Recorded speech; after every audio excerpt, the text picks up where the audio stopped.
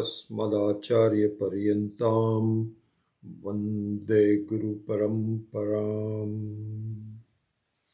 ॐ भद्रं कर्णेभिः शृणुयाम देवाः, भद्रं पश्येमाक्षभिर्यजत्राः, स्थिरैरङ्गैस्तुष्टुवागुंसस्तनूभिः व्यशेम देवहितं यदायुः। स्वस्ति न इन्द्रो वृद्धश्रवाः, स्वस्ति नः पूषा विश्ववेदाः, स्वस्ति नस्तार्क्ष्यो अरिष्टनेमिः, स्वस्ति नो बृहस्पतिर्दधातु। ॐ शान्ति शान्ति शान्तिः। ॐ सहना भवतु, सहनौ भुनक्तु, सह वीर्यङ्करवावहै, तेजस्विनावधीतमस्तु मा विद्विषावहै। ॐ शान्ति शान्ति शान्ति।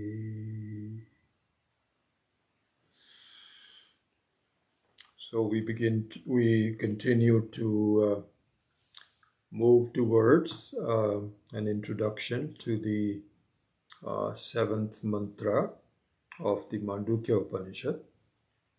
And so I think the way Swami Akhandananda has been teaching this Mandukya Karika and the way that I have adopted his style is to give you a much more comprehensive look at the entire Shastra. So the text and the Karika, Mandukya and the Karika, is just a springboard, but this is a much more, I really think, comprehensive look at this is what is called Tatparya Nishchaya, meaning what is the purpose of all the Vedic Shastras, all the Vedic texts and so on, Bhagavad Gita, Upanishads, etc. What are they saying about you? And so as such, the reason I'm mentioning it is because sometimes it doesn't look like there's just a one verse and then a commentary and then going to the next one. It's an expansion of the various aspects of our thinking. Why? Because we need that to grapple with our wrong thoughts about the world, about ourselves, and about. We have so many different misconceptions that are highly embedded in our mind. And so really to extract all of that, to throw them away, it requires an introduction of sorts. So that's the reason for it. And it's challenging to do this on twice a week, and sometimes really just once a week, because many of you don't attend both Tuesday and Saturday, which is an interesting thing. We have to think about that because it might bring some discontinuity in your learning if you only do half of it. So that's a separate thing, but it is a challenge to convey this enormity of the thoughts that Shastra conveys in this once a week class. It's not easy to do. It's not for me, but for you also to grasp it and to put it together. I'll do maybe a little better job of it when we have the 2-day retreat in October, where I put together the fundamental building blocks in a short amount of time that you can review. So that'll be a little bit more possible. But even so, this is the way it is that we are doing. Anyway, so we haven't had a class for a couple of weeks. So just to pick up the string as to where we were. So the description here is that basically we do not know our true self. the truth about ourselves. We just don't know it. And as a result, we make a mistake about who we are and what the world is. This is the crux of the matter. So the question is, why is it that I don't know myself? This is the sequence of the teaching that was going on. So it was talked about that how do we know something? How do we know it? So we looked into, the 4 or 5 different ways. One is a connection. One is a unique name, an identifier. One is a jati, a class. You can identify this is these are cows as a class. Another one is pay attention to the action and the doership, driver, cook, poet, etc. Or finally, by quality, red, sweet, fool, wise, etc. So, if we examine, and the wise people in not only in Vedanta but all the other schools of thought have identified that these are only the 5 ways that we can identify something. There is no other way to do it. So now, if we apply that to ourselves, we find that none of these apply to us. I cannot be connected. I don't have a name that you can identify with, because the names that are given to us are as a jiva, not as an atma. There is no jati, there is no class, there is not multiple atmas that you can say it belongs to that. There is no action involved. I cannot say the one that does this. And it is nirgunaha, because all qualities are, you have one or the other, you can accept anything you want to. All qualities reside in the Atma, in the sense that the Atma blesses all the qualities. You cannot have a quality without the touching and the blessing of the Atma. And the Atma is not touched by any of the particular qualities. So this is what is meant by, we have used those beautiful English words that are quite popular, immanent and transcendental. So immanent means it is there in everything. So you cannot say that the gold is only associated with a ring. No. In any form of the ornaments, the gold is associated with it. That is called the immanent. Sarvagatatvam, sarvagataha. And also transcendental, because it is not any one ornament. It is in fact the very source of all the ornaments. This is the nature of the Atma. So you cannot describe it with a quality. So that only leaves words. And this is where we were when we went into the last class. So let me continue with that. So that leaves some words to be described. So the words meaning that somebody would say, an identifier. Did you know that this is you do an introduction to someone? Now, the question is that an introduction by words is also something that you have in front of you, right? You see someone and you don't know who that is, until somebody tells you what it is. Swami Dayanandji gave a very beautiful actual example in his life. He was sitting in a flight from New Delhi to, I think, to Dehradun, if I'm not mistaken, or it could have been from Chennai to New Delhi. But anyway, he was going towards Rishikesh, and he was sitting in the plane, and there was a foreigner, a Western gentleman, sitting next to him. So after the meals, they started talking, and they had a number of uh, conversations about things in general, weather, politics, and so they were going back and forth and so on. Then at the end of the meal, um, Swamiji said, "What brings you to India?"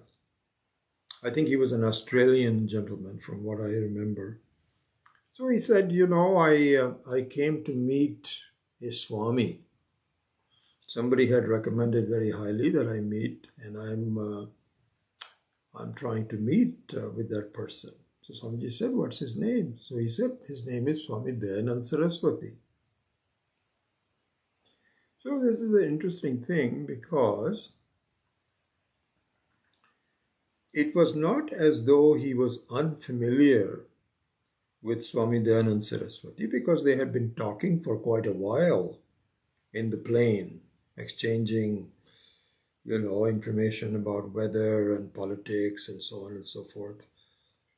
But he didn't know that the person he was meeting is this person sitting next to him. So this is called Shabda Jnanam, or the knowledge by words, is what it is called. So it is possible, and it is generally understood in Vedanta, so this is what is called, there's various pramanas, pratyaksha, anumana, upalabdhi, anupalabdhi, etc. There's 6 pramanas that are very well understood by all the schools of thought. And one of them is Shabda Pramana. Shabda Pramana means that a positive identification by words. So therefore, we can say that the Shastra introduces you. So here's the thing. This is the interesting thing that we should think about. It is very much like Swami Dayanand and this Australian gentleman sitting next to each other for a while. But still, that gentleman didn't know that the person that he's seeking to meet is sitting right next to him. So, in a way, the same situation occurs for us. The Shastra introduces us to ourselves on someone that I'm very familiar with. Hey, how can you be more familiar with anything else other than yourself? Or you may have met some other people for a short time, and it's interesting to see that you may have. I went to a alumni meeting the other day for our college in India, and this person said, "Did you know Raghuveer Sharan in Hyderabad?" Because he was a classmate of mine. There was only 7 of us in the 1957 to 61 batch. Only 7 of us in the telecommunications department. So we knew each other very well. We lived there for 4 years. And one of them was Raghuveer Sharan. And so this gentleman told me, "Did you know, have you talked to Raghuveer Sharan?" I have not spoken to Raghuveer since 1961. So I said, no, please give me his email. I just wrote to him an email, and we are exchanging notes. So there are people that you meet and don't meet for a while. But is it possible for you to be separated by yourself at any time? So, what I'm saying is that you are the person you are most familiar with. By definition, you are you.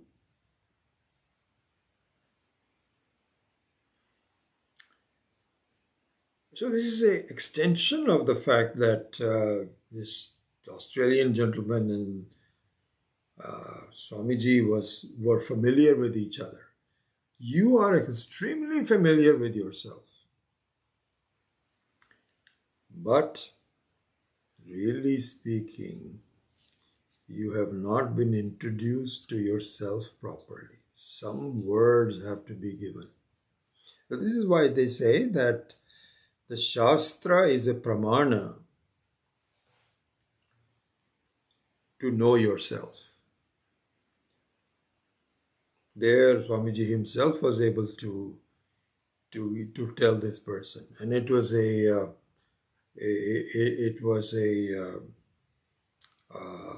Shraddha Purvaka Pramana. In other words, supposing there is some other person who's sitting there and saying, "Oh, I am Swami Dayananda." No, Swami Dayananda himself, who knows himself with the authority of saying it, just said, "Oh my gosh, really? Are you? That's me." That's it. Job done.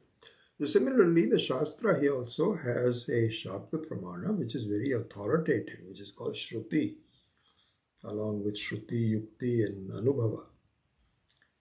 So it tells us about ourselves. Now comes the next stage of this. This is very interesting to see.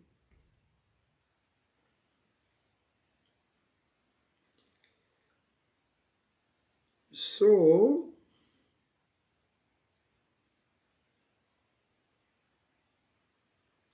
Shastra tells me through the Mahavakyas, which we will take in great depth, the Tattvamasi, you'll see some very beautiful things being revealed by. Sometimes we just say, "Oh yeah, Tattvamasi, I am Atma." And I think even in the 7th verse of the Mandukya, we will see a lot of that. But how it reveals myself to myself is the real secret, is how to do it. Because, now look at this. If you were an object, like the body is an object.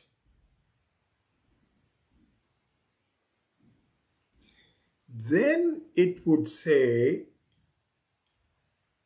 "This is you," right? This is you. That would be easy to do. Just like, in the case of Swami Dayananda, and he says, "This is me." You see this sitting, I'm just shaking hands with you, that's me. So he was there as an object for this introduction to take place.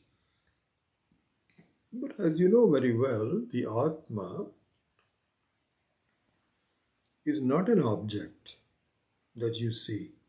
Because all these other things that are there for me to see, sambandha, jati, action, etc., are only good for objects.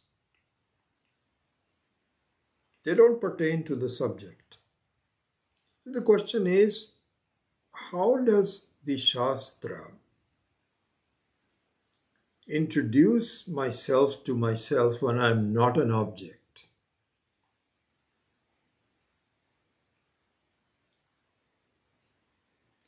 So this is where it should be understood that it says it does it by elimination, does it through negative identification rather than positive identification. And what that means is, this is the what it is says, neti neti iti adesha. Na iti na iti.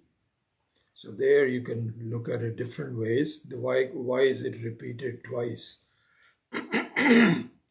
Generally, the explanation is that it is not the sthula sharira, neither is it the sukshma sharira.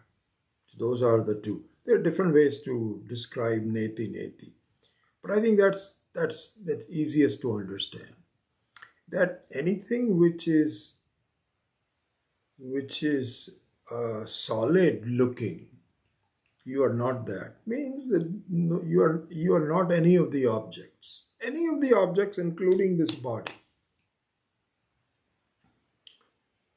Then perhaps I'm my thoughts, as the Buddhists say, that the whole world is nothing but series of thoughts. And to a large extent we agree with that, but then we depart from it later.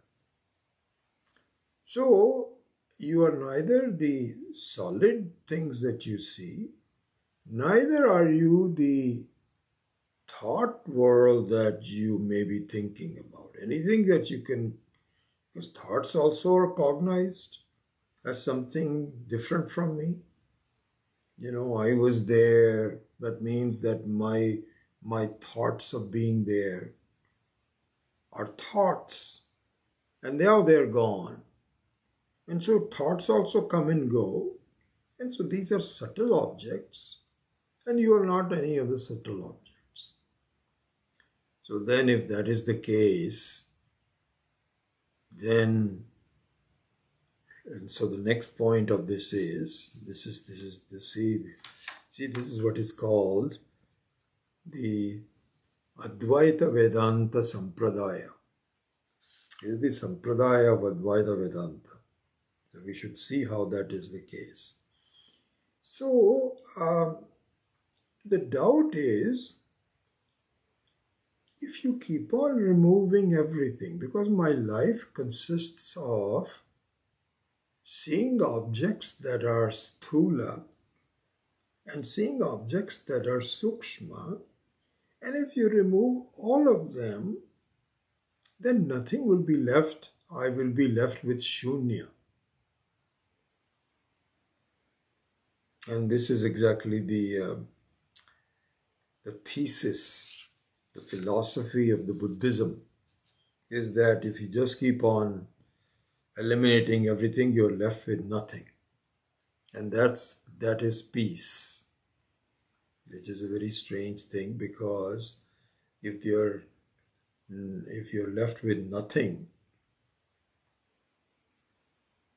then it should not be any peace or moksha or any nirvana or anything. Because if there is moksha and nirvana, if there is something there, some peace of mind that is left, then you cannot say it is shunya, it is something there. So I'm not sure how they defend this shunya business. I have no idea.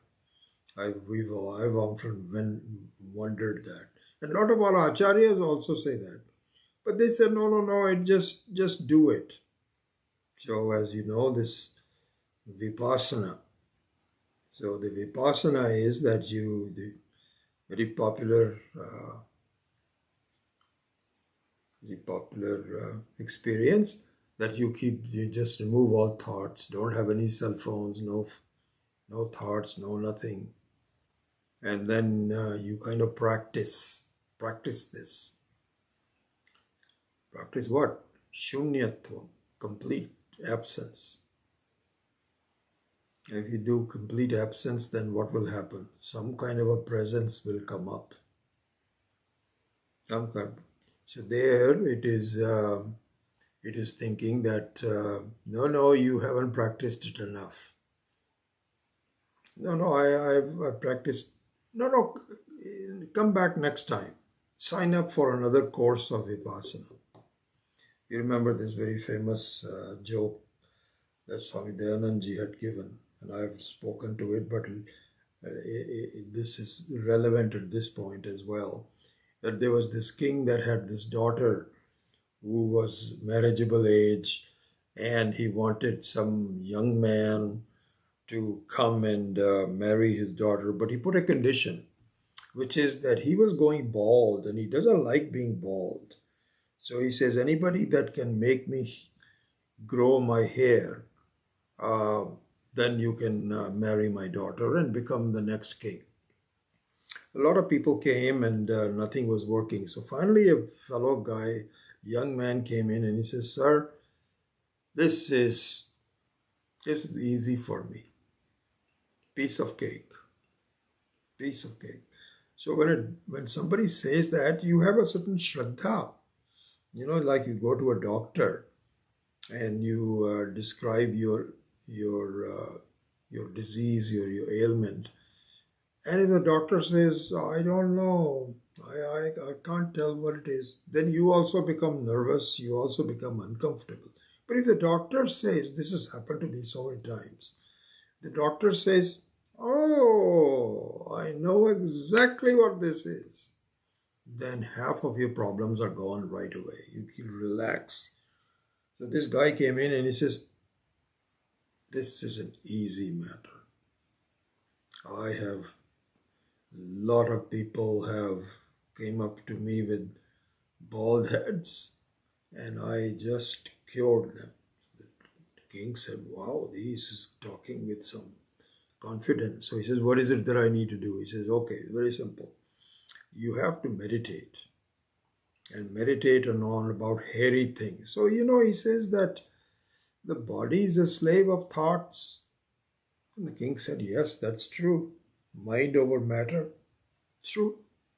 So he says, what you have to do is, it's not a matter of growing hair physically, it's mental. The king said, "Yes, this guy knows." So he says, "Okay, what do I need to do?" He says, "You need to meditate a lot on hairy things. There should be a lot of hairy things, dogs, this, cats, etc. The more hairy things you think about, the better, the faster your hair will grow." The doctor said, the king said, "Yeah, that makes sense." But he says, "I have to warn you, do not ever think about two things." So the king said, "I'll follow it. Tell me which ones I shouldn't think about." Do not think about eggs, because they're very smooth. And also do not think about potatoes. Okay? The king said, "Is that all that I have to do?" He said, "I'm telling you, you keep on meditating upon other things, and so on, but do not have the thoughts of either a potato or an egg." King said, "Done. I am going to start doing it right today itself."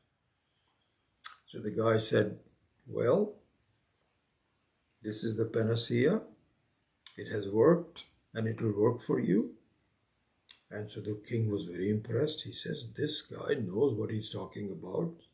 So he told his courtiers, "Start making preparations for the marriage of my daughter to this guy. I think this is going to work." So then he started meditating. And he meditated on dogs, cats, hairy things, and so on. Then he said, "What is it that he said that I should not meditate on?" No, I don't want to meditate on that. No, I shouldn't think about that."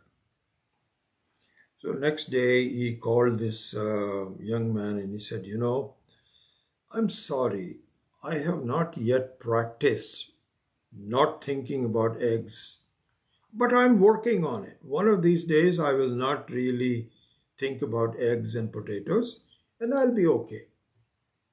The person said, "Well, that's what you have to do. And you'll be okay. Just keep on doing it." So really the Shunya Vipassana is like that.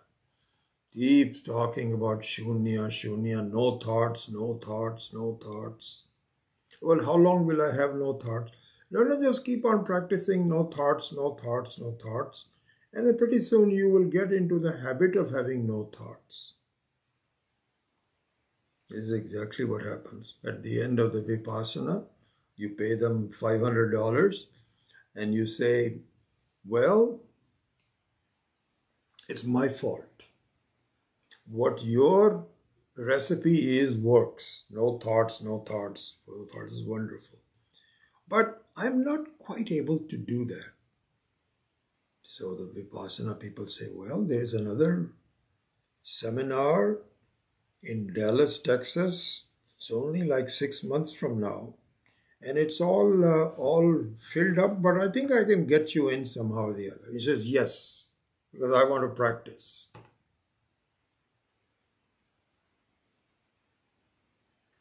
I'm just telling you, I remember these, a class in Salisbury when Swamiji was talking about all this, Swami Dayanand.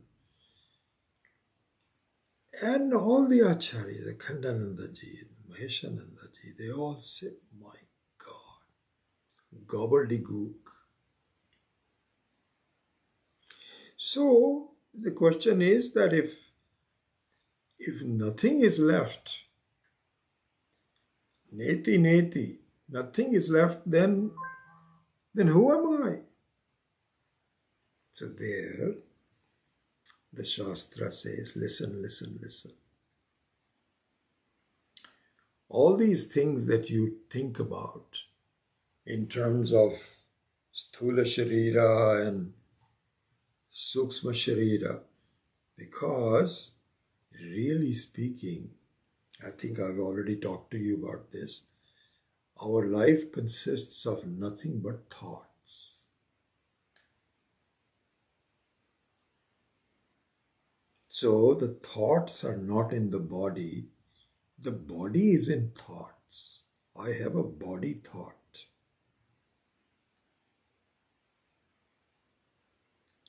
And the body thought, you can say, what?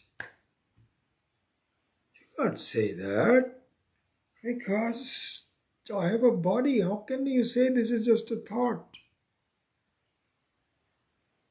Yes, we can say that.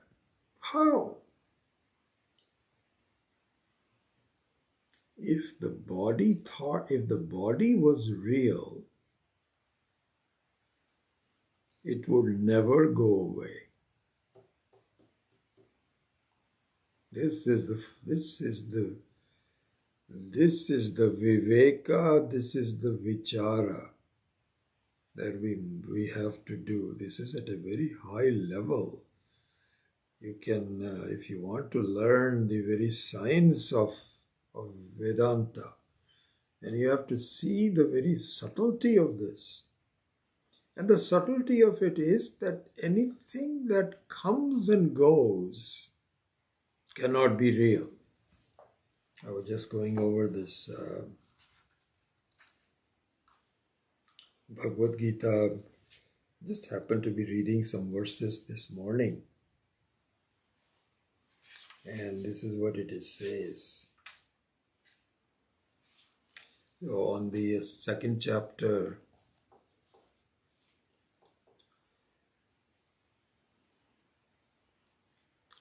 of the Bhagavad Gita, verse number 28. Avyaktadini bhutani vyaktamadhyani bharata avyakta nidhananyeva tatra ka paridevana. Please read it sometimes. It's interesting. As you gain more aparoksha jnanam,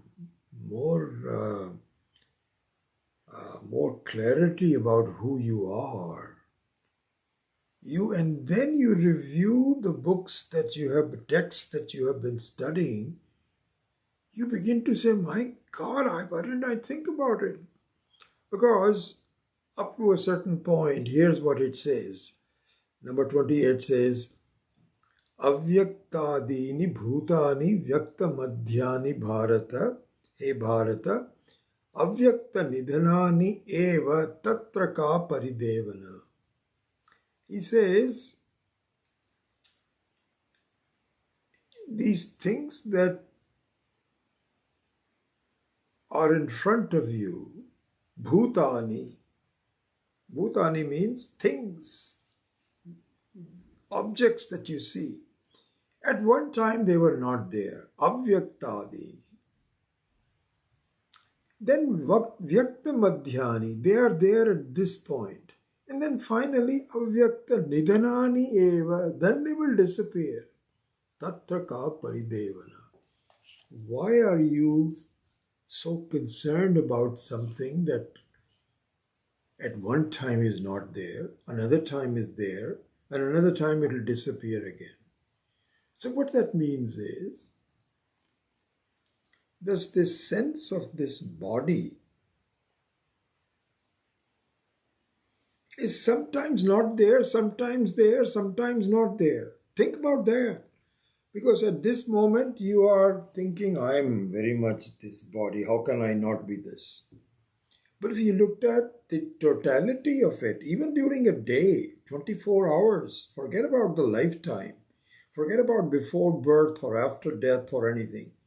Because, as we have mentioned before, the sample size of a day is a very beautiful creation of Ishvara. That a sample size of a day, a sample size of a day, 24 hours, not a day, but 24 hours, is indicative of the whole life. How? Because you find that during these 24 hours, things come and go.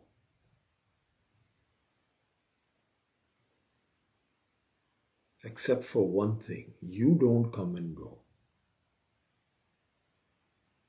You are there. So going back to it, how do you mean by come and go? All right. Look at, so let us analyze this quote unquote scientifically. Okay? The rules have to be followed to accurately assess the validity of something. So if a thing changes, you have to do an investigation as to what the nature of that object is. Because if it keeps on changing, then you cannot ascertain the nature of something, right? And so the rules of the science are that if something is changing, avyaktani bhutani, vyakta madhyani bharata, avyaktadini eva nidhanani eva tatra ka paridevana. So if a thing is not there, now it is there, now it is not going to be there, there is something funny going on. And now look at your body as we were starting to analyze. Does your body stay all 24 hours? Yeah. No, it doesn't. No, it doesn't. You are assuming, because when you wake up from your sleep and you are still associated with the same body that you had yesterday, you feel that the body is the same. Actually, the body is also never the same. They say that, I don't remember the exact one, but I think I believe, I don't know, maybe you can correct me, every 7 minutes,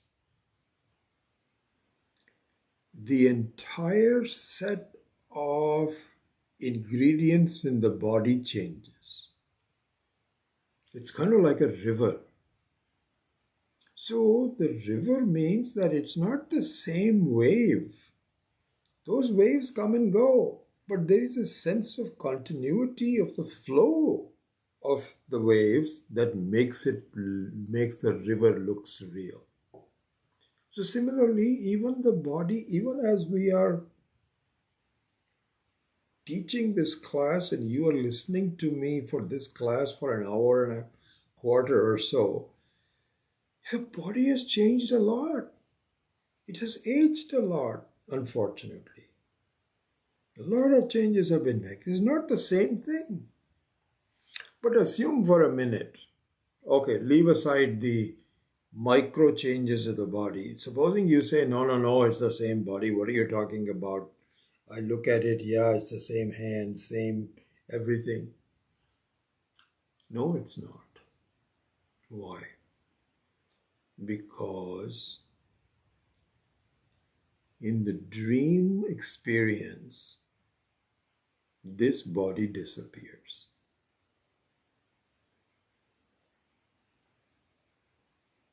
And you can't say, oh, well, it hasn't disappeared.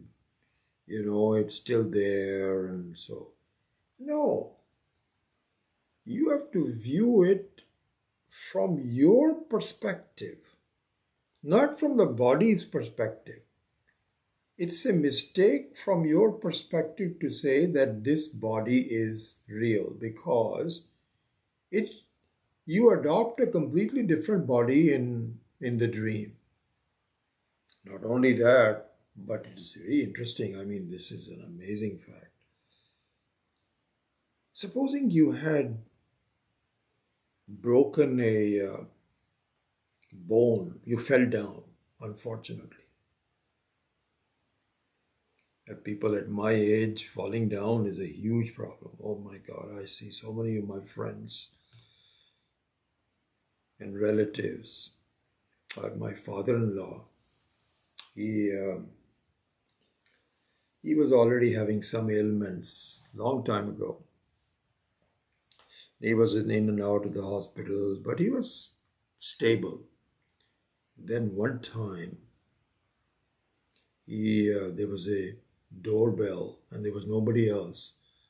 And so he ran to open the doorbell and there was a string of the drapes that was on his way.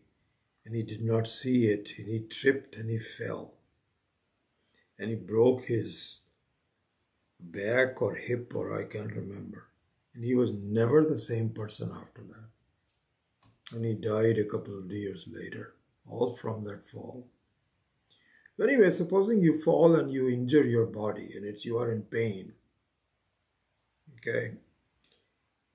When you dream, those pains completely disappear. So this is a very interesting thing to see. Because suppose there was a certain reality to the body, the same reality that you and I assume when we are living, then those pains and suffering of the broken bones would stay on through the dream sequence. And forget about deep sleep. There completely, everything is completely taken away from it. So just think about this. If the body was real, it would stay on. Maybe you can say, you know what, my memory will diminish the pain a little bit, but it'll be still there. No, disappears completely. You take on a different body altogether that does not have any kind of a pain or suffering or anything. It has its own laws. So you cannot say that this body stays for the whole time. And then we have the deep sleep, where the body continues to be absent. So look at it from your perspective. Don't just assume that this is reality, the body is reality. This is what Bhagavad Gita is saying. This is what Sri Krishna is saying. He says, Tatra ka paridevana means, why are you? Paridevana means, this is an interesting word, paridevana. Paritaha devana means that uh, you are enamored with it. You keep on complaining continuously. So he is basically addressing Arjuna, who thinks that this war and all the suffering and all the conflicts and so on and so forth are very real. This is what it is. And Krishna is saying, Ashocyan anvashochastam. You're not thinking properly. It is not real. This is what he's saying. And so, you cannot say that nothing is left. Because even if things are gone, this is the answer. See, this what I'm saying is that the doubt is that if you keep on saying everything is, you're not this, you're not this, you're not this, then what is left? So here also we say, you're not the body. And we've already taken one look at it to say, how come you're not the body? Because what is real never changes. So this is the filter, this is the scientific assumptions that we have to go through. Going back to complete that thought. That be very purist about it. That things that keep changing, there is something funny that needs to be investigated. What is the truth about things that keep on changing? So there you say that everything seems to be changing and therefore that cannot be the reality. But then the doubt is, if everything keeps on changing and nothing is real, as the Buddhists say, then you are also not there. Do not throw the baby with the bathwater, my dear Buddhist. No. Why not? Because changes need an unchanging basis to change. All changes need a basis. Without an unchanging basis, no changes can take place, my dear. No. The Adhisthana. We look at, this is the beautiful thing that we will see, that to see a movie, you need a screen. You cannot project a movie into the sky where there is no basis for you to see.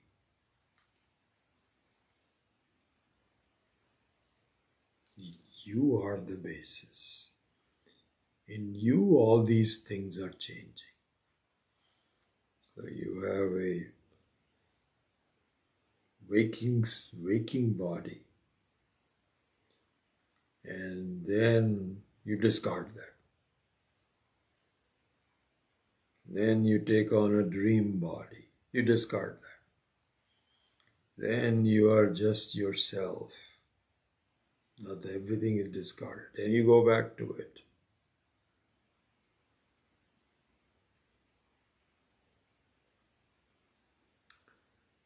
So there's really no reality to what you're seeing. So that means that you are in fact the reality of what you are seeing. And the other part of that is, this is what I think this is a very important element of what our thoughts are. I've already started to build on it, and I will build on it even more as we go further, which is that any kind of a phenomena, like the life is, the experiences of life is a phenomena. This phenomena needs two things. And the third thing is a derivative, if you can call it a derivative, but it's a offshoot of the first two.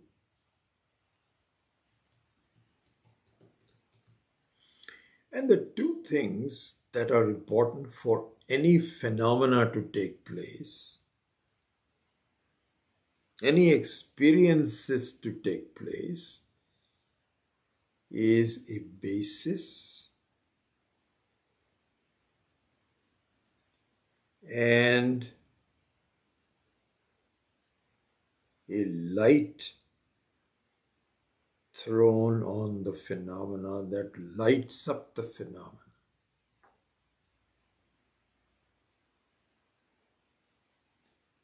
So, a very simple example of that is, of course, the movies, the modern movie screen, where you need a basis for the movie and you need a light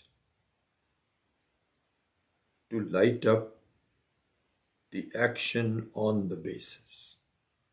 Both are necessary.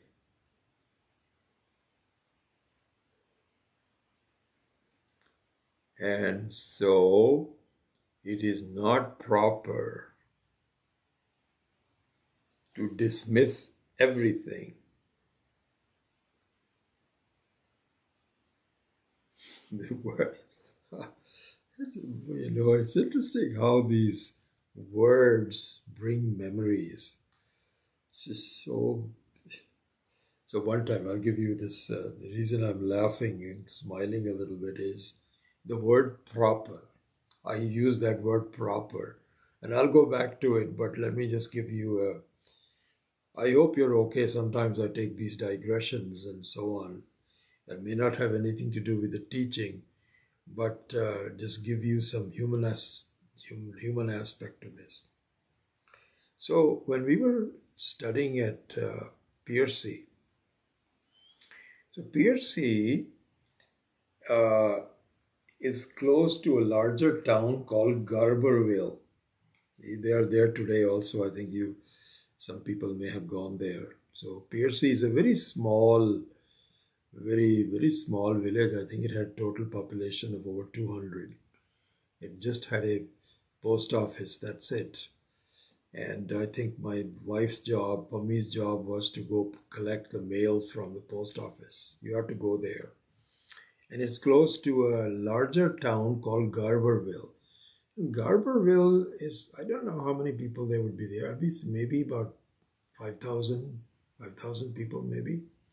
So Garberville was a capital, not capital, but it is the marijuana growing country. There's a lot of marijuana plants around there. And this is when it was illegal. Now it is all legal. But at that time it was illegal. So there were a lot of farmers that used to grow marijuana. And my job was to go to the bank and do transactions.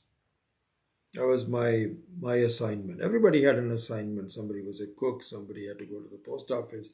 My job was to make a bank run practically every day, if not every other day.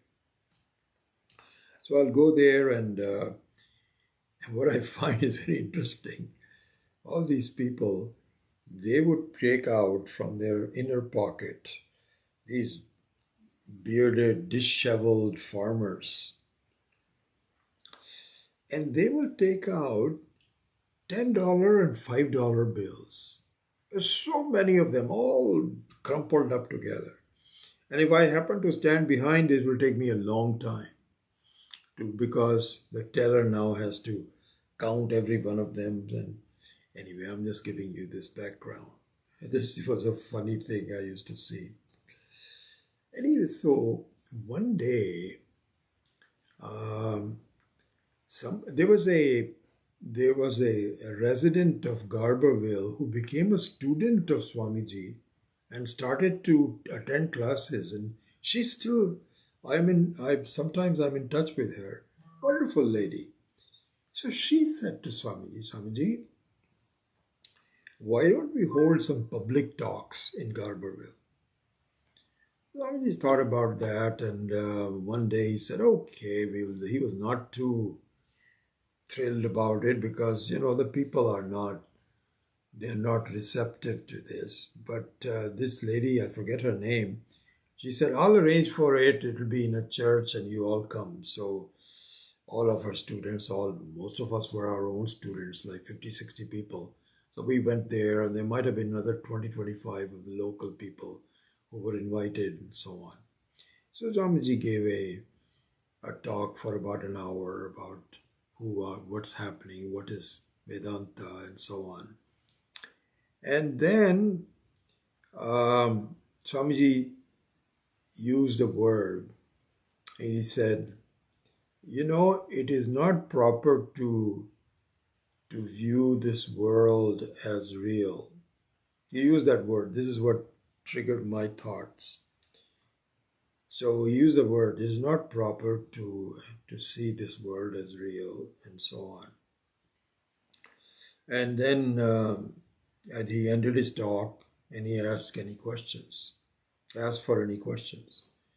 So there was this one woman, she must have been about 50, not too old, not too young, about middle 50-year-old. She said, yes, I don't have a question, but I have an observation. So somebody said, really? What is the observation? So she said, you used the word proper. And the distinction between what is proper and what is improper is highly subjective. Highly subjective. What is proper for somebody is an improper for somebody else. She went on a tangent for about 2 or 3 minutes. And she kind of belittled the whole talk by Swamiji, saying that you are thinking that I am very proper. But Swamiji said, okay, I understand that. So, how this is how it happened with the proper thing. By the way, it reminded me of something else. So just in the last 1 week, I saw a older Indian gentleman at the Aim for Seva event. I won't say his name. I think you may already know him. But we sat to talking. He was very happy about it, and all that. And he was a very big supporter. He even gave a lot of money. And he also has been studying the Bhagavad Gita. And so I thought that, given that, I thought I would invite him to this 2-day retreat. I don't want to have anybody come there without a sense of seeking something. And I don't want to just take out, it's not a numbers game. I just want to have the qualified people. But I've been I've been watching him for the last 1 or 2 years, and he seems to be very interested in learning. So I invited him. I said, I'm holding this 2-day seminar, and I'm giving a kind of an overarching view of Vedanta. And it'll be nice if you can come. So he says, I think I'll come. Please send me an invitation. I was very happy. So I sent him the same introduction with the RSVP to him. A couple of days ago, I got an email from him. Fascinating email. He said, Vijay Bhai, I think I got your invitation, but I have a doubt.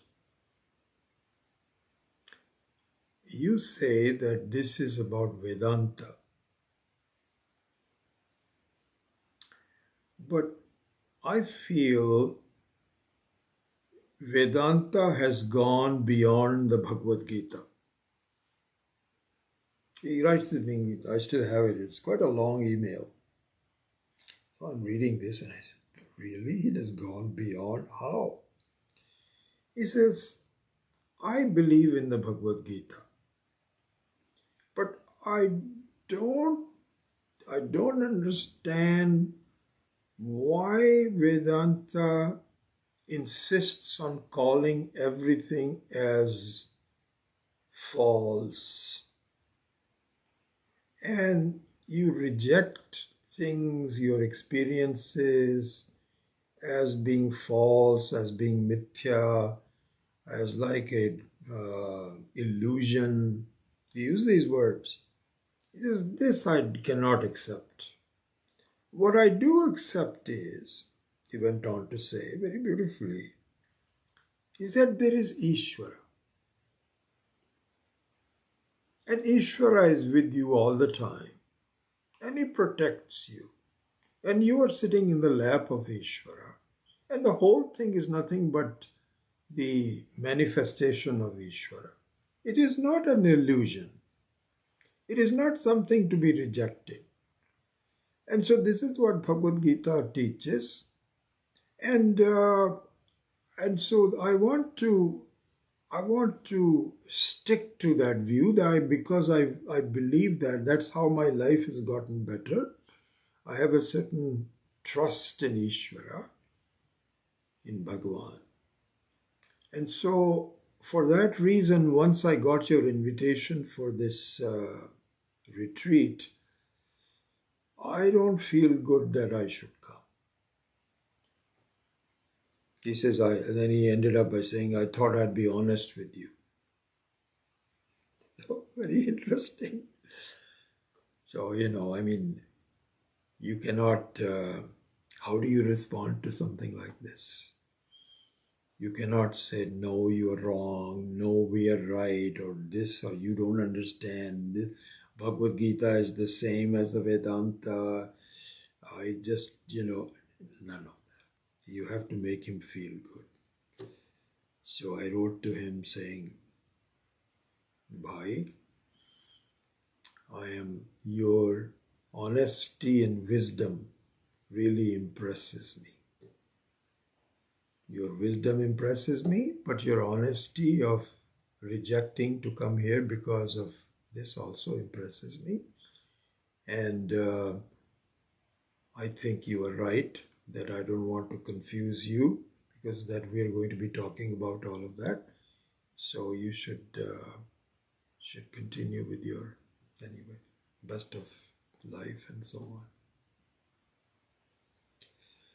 So, it's how people look at it. So this woman used the word proper to go off on a tangent because her idea of, because she was a kind of like a hippie from a small town, and then what is proper, what is improper was a completely different thing for her to see.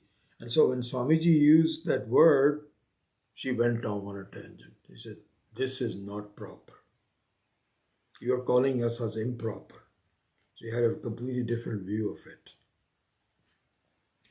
Anyway, going back to the subject matter,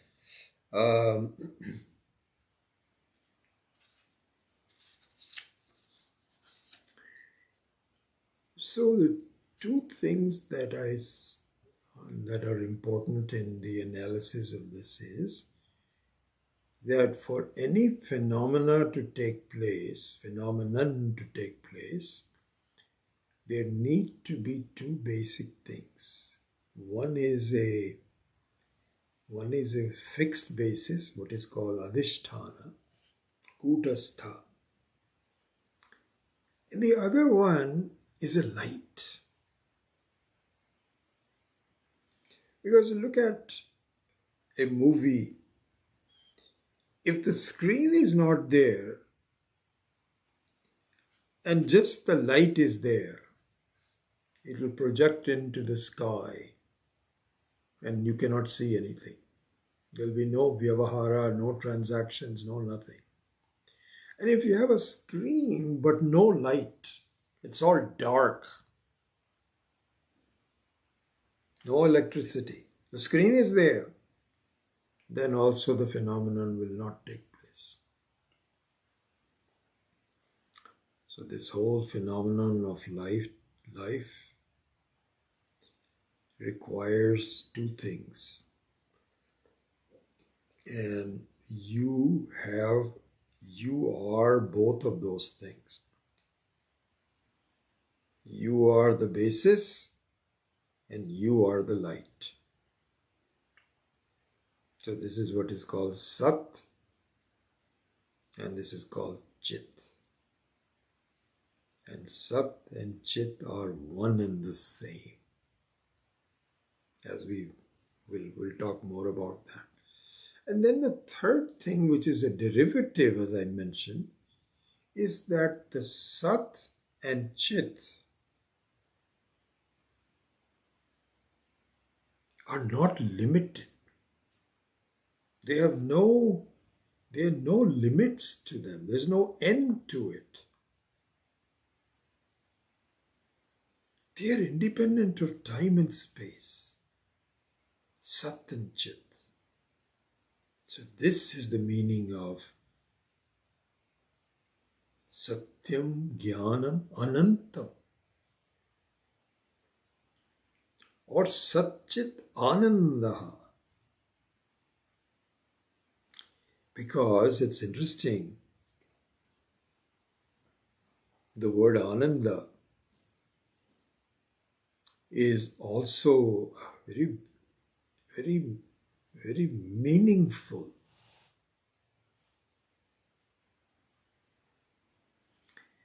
And there is a saying, Yo vai bhuma, I forget the exact words, I have to bring it up. Yo vai bhumaha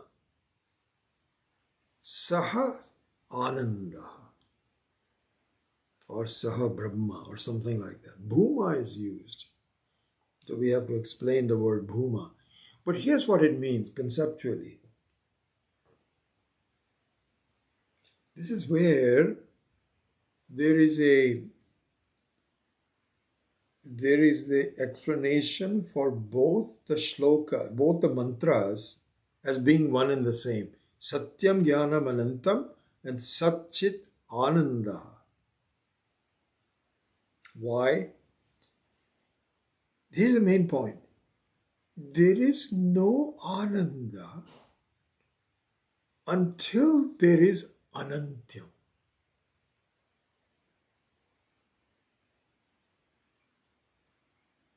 There is Ananda, there is joy. But if the joy is limited in any way, which it is in my life, all of our lives, our anandas, our sense of joy is extremely limited. So many things. Just sitting there, you have an earthquake. Ananda is gone. You're just sitting there, you get a news.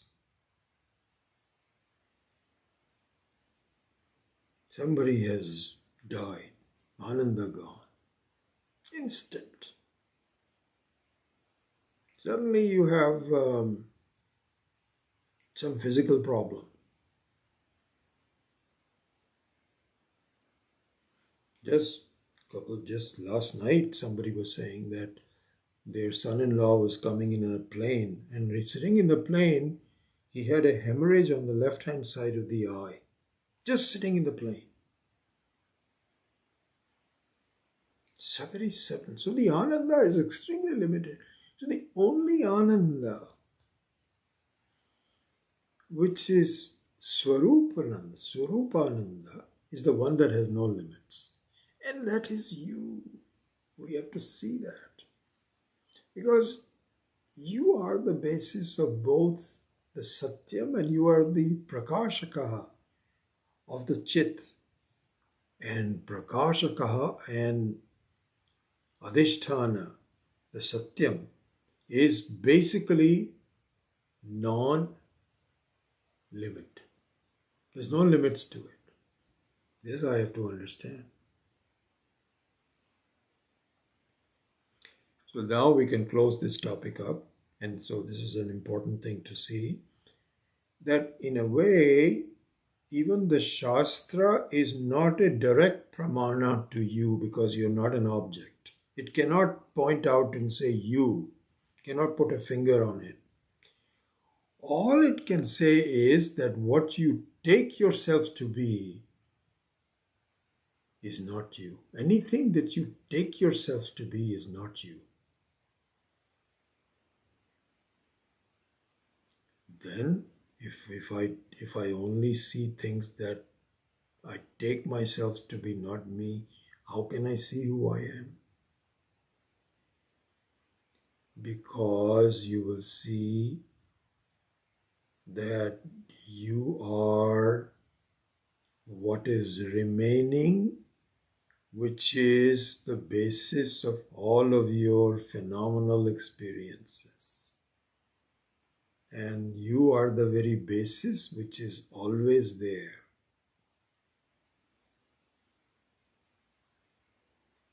And so this is what is, and so there are two words that I think, I know they were, for me, they were very, very useful when I started to think about it. And I'll just mention it to you now for lack of time. And we'll have to go over that.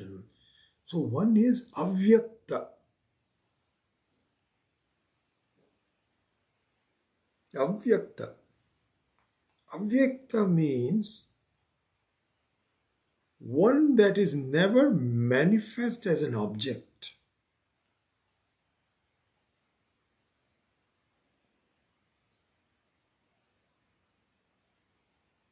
Vyakta means one which is manifest, one which becomes a object of your, and the Atma never does. Never becomes avyakta. And the other one is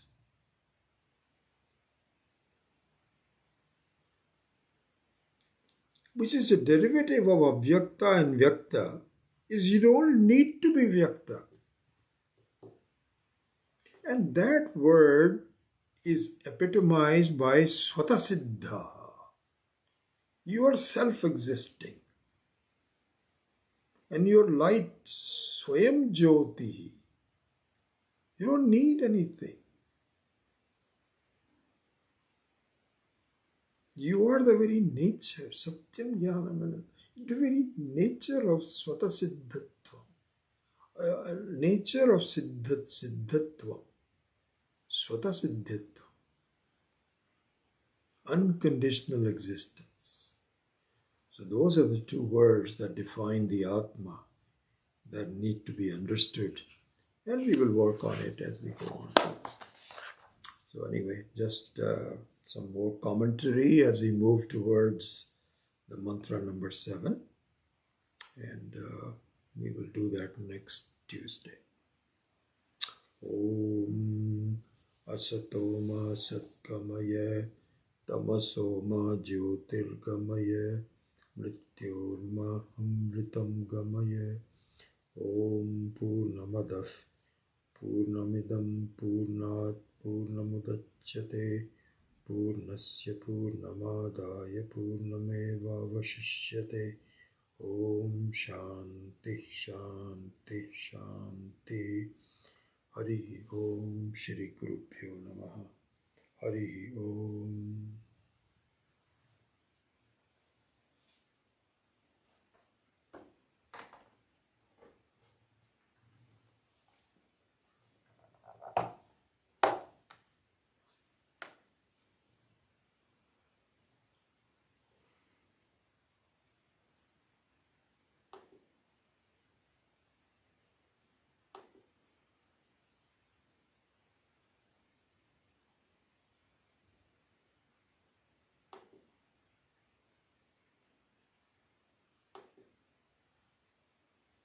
And that word is epitomized by Swatasiddha.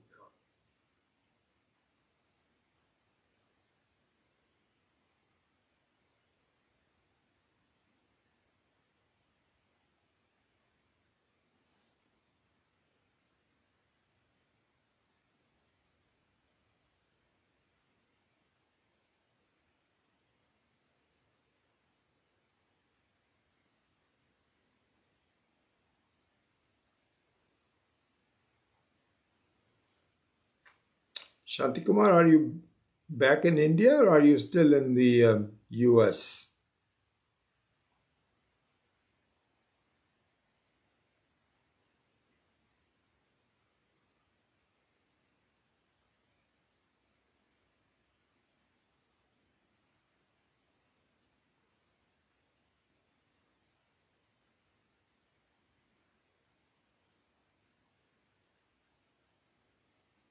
So nice to see you all. Wonderful. Oh, you're still in the US. Okay, good. Um, Regarding the 2 day seminar, the retreat, um, so we have about 62 people registered, and I think there's a few of you that have not registered. I will send it to you. I'll ask you individually. So we should have, and I think I have a message to send out to in the form of a newsletter to the older students who are no longer working, not a part of this course. So hopefully we'll get a few more people. We're still working on the Wi-Fi. Hopefully we will be able to transmit it, but we're not sure yet. So I'll let you know. Okay. All right. Okay. We'll see you next week. Hari Om.